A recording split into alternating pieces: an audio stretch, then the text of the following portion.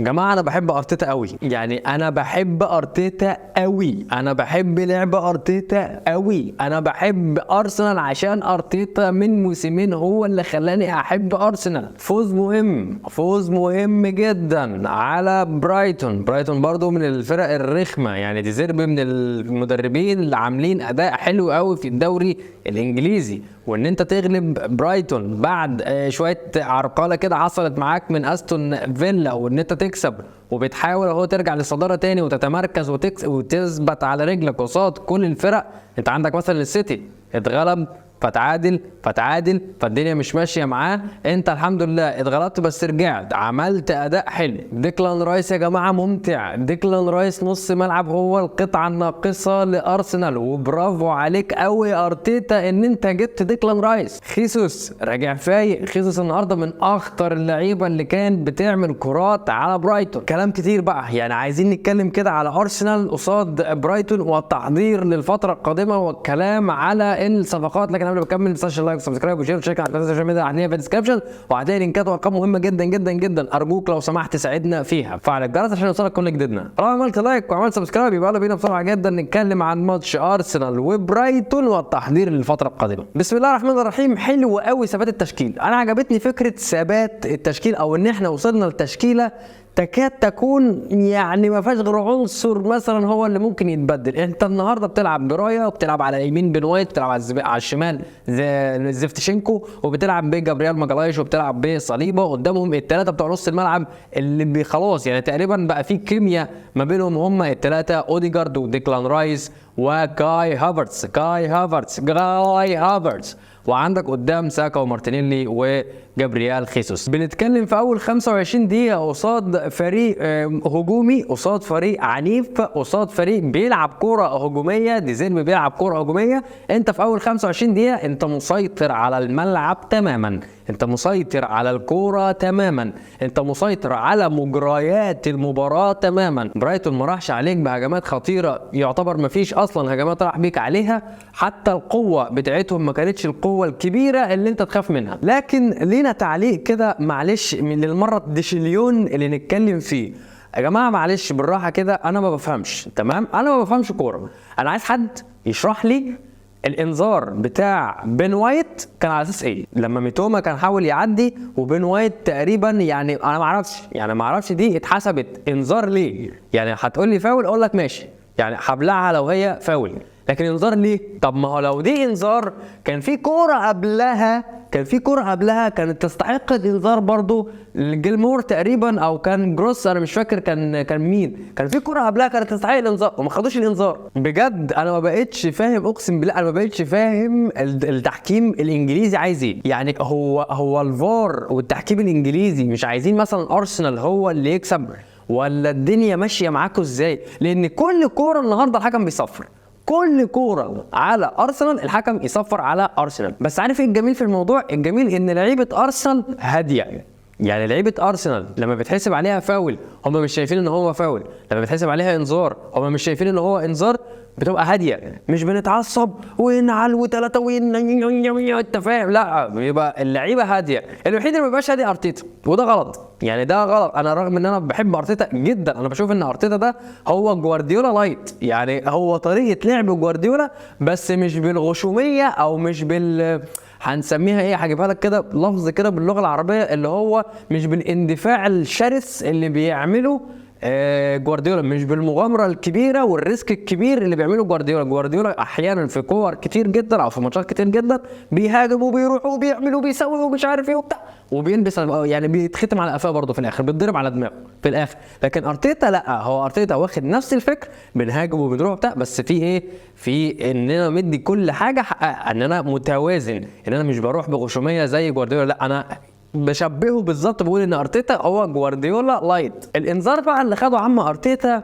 حرفيا الانذار ده كان ممكن يقلب الماتش لبرايتون، لان انت كده بتشد اعصاب فرقتك، انت لازم تبقى هادي، مدرب المدير الفني للفرقه لازم يكون هادي، لان المدير الفني لو على الخط متعصب وبيروح وبيجي وبيعمل وبتاع بيشد الفرقه، انت كده بتخلي الفرقه تتنرفز اكتر، التوتر بيزيد اكتر، فانت ما ينفعش ان انت اللي تكون كده. انت الماتش اللي فات يا باشا انت كنت قاعد فوق، كنتش قاعد تحت عشان تراكم انذارات، تقوم اول ماتش ترجعوا في الدوري تلبس انذار، ما ينفعش. فلازم يهدى، يعني ارتيتا لازم يهدى، مش كل كرة هتروح تنفعل عليها، لازم تهدى عشان تهدي فرقتك. ما ينفعش انت تطلب من فرقتك ان هي تهدى وانت اصلا مش هادي. من هفوة دفاعية من برايتون، من كرة عرضية من ركنية لعبها ساكا، بتيجي كده لغاية 18 بهوب دب طخ خيسوس في حتة بعيدة تماما، خيسوس لوحده محدش ياخد باله، مسافر خيسوس لوحده كده، ايه ده دي كورة، طب اهو جول. هفوة دفاعية كبيرة جدا من برايتون تسببت في الهدف الاول لارسنال. قبل ما اكلمك على الجون الثاني انا عايز اقول لك على حاجة يا جماعة. المرة اللي فاتت في ناس اتناقشت معايا بمنتهى الادب والاحترام على فكرة مارتينيلي، ان انا كنت بقول ان مارتينيلي عايز يتشد ودنه، ان مارتينيلي محتاج ان هو يريح شويه لتروسارد، مارتينيلي محتاج ان هو يعدل ويخلص. طيب النهارده مارتينيلي انا بقول لك اهو، النهارده مارتينيلي كان بيلعب كويس، النهارده مارتينيلي كان بيلعب حلو، النهارده مارتينيلي خلق كذا فرصه، النهارده مارتينيلي حاول ان هو ينجز الكوره. واضح ان حصل كلام من ارتيتا او من الاداره الفنيه ان يا مارتينيلي لازم تنجز كوره بشكل اسرع شويه، لازم الكور بتاعتك كلها تبقى داخل ال18، ما تحاولش ان انت تطلع بالكوره وتلف كتير. اي نعم عملها برضو في كذا كوره، منهم كوره كانت في الدقيقه تقريبا 75 حرفيا هو جوه ال18 وفي تقريبا كان جابريال خيسوس قدامه وراه، يعني بمجرد بس لو اداها له كده، يعني هو لو اداها له كده جابريال خيسوس هيشوط جول تمام، بس هو برضو ما عملش كده، لا هو فضل يلف يخش ويطلع وفي الاخر طلع وراح لعبها ورا وراح لديكلان رايس، بعدين رجعت للدفاع. ما استفدناش حاجه، صلاه النبي احنا ما استفدناش حاجه. فبرضه لسه بقول ان مارتينيلي لاعب منفوخ، لازم مش عايز اقول اللفظ اللي هو عكس منفوخ، بس هو لازم يهدى شويه، لازم يتشد ودانه شويه. انا شايف من وجهه نظري ان لازم الفتره اللي جايه مارتينيلي يريح له ماتش، يريح له ماتشين، ما يبقاش هو اللي ماسك الجبهه الشمال على طول، لازم ندي تروسارد شويه، نديله نقول له يا عم لا خلي بالك، ما تفتكرش ان انت اللي ماسك الناحيه الشمال لوحدك، ده في واحد بيهددك اسمه تروسارد. الحاجه الثانيه لسه فينك وفين دوري الابطال، احنا بنتكلم في شهر 2، فانت مش هينفع ان انت ما تجهزش بقيه اللعيبه ان هي تبقى موجوده في الفورمه. فانا من رايي لازم مارتينيلي يريح، لازم يريح له ماتشين، مش كل جوله الاقي مارتينيلي، ما انا لازم الاقي تروسارد. بس ايه رايك في كاي هافرتز؟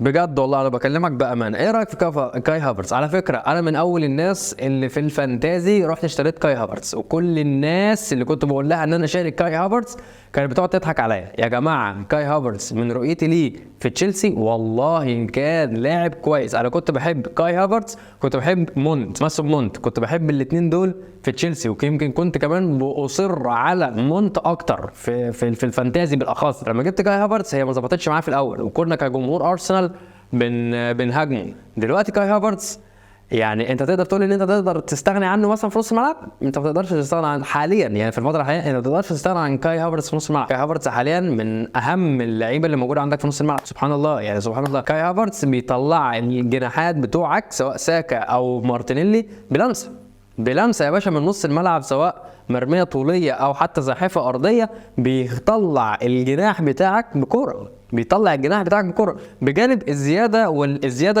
الهجوميه اللي بيعملها كاي هافرتز جوه ال 18 في كوره مرفوعه مثلا، او بره ال 18 لو في هجمه من ارسنال على الفريق الخصم. فانت عندك كاي هافرتز دلوقتي بسم الله ما شاء الله بقى بيستغل كل خطوه، بيستغل كل فرصه عشان يسجل بيها جون او حتى يعمل لك اسيست. هذا يعود الى مدرب كبير فاهم قاعد على الدكه اسمه ميكيل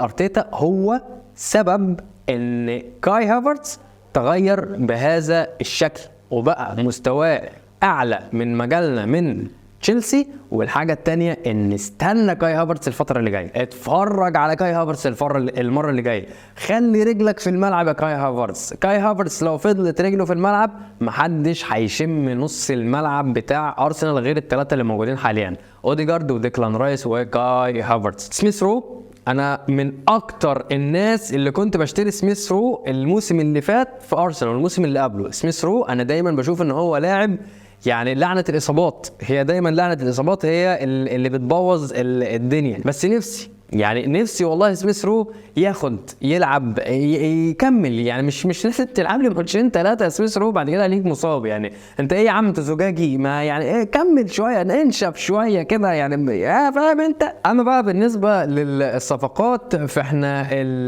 ان شاء الله في شهر 1 في نقطه مهمه جدا، ودي يعني كنت قاعد بسرش عليها وبحاول افهمها اكتر عشان لما اجي اصور لك حلقه ان شاء الله ابقى مفهمك الوضع كويس. اللعب المالي النظيف، اللعب المالي النظيف هيضطر لنا ان احنا هنبيع لعيبه، وهيضطر لنا ان احنا ممكن كمان نعير لعيبه. فاول لاعب في وجهه نظري لازم يتباع او نطلعه اعاره، انا ما عنديش مانع لو هو هيطلع اعاره، وده الاقرب يعني اللي انا شايفه اقرب هو ايدين كيتيا. لازم يطلع اعاره، هو لسه شاب صغير، طلعوا اعاره مثلا تركيا، طلعوا اعاره لالمانيا، طلعوا اعاره لفرنسا، طلعوا اعاره ان شاء الله في الدوري المصري. المهم طلعوا اعاره الواد ياخد شويه ويلعب شويه ويشتغل شويه، وبعد كده نشوف هل هنرجعه ولا لا. طبعا من الصفقات احنا محتاجين مهاجم، احنا محتاجين مهاجم بجانب خيسوس شغال تمام اوكي، بس انا محتاج مهاجم تاني يضرب لي في ظهر خيسوس ويكون اساس برضو موجود معايا. مره العب بخيسوس، مره العب بالمهاجم التاني، مره ما العبش بخيسوس خالص مثلا لو خيسوس مصاب، لان اصابات خيسوس كترت الفتره اللي فاتت، لكن لما بيرجع بيعمل معايا تاثير. لكن برضو لازم يكون معايا مهاجم كويس. كذلك برضو لازم يكون معايا حارس مرمى.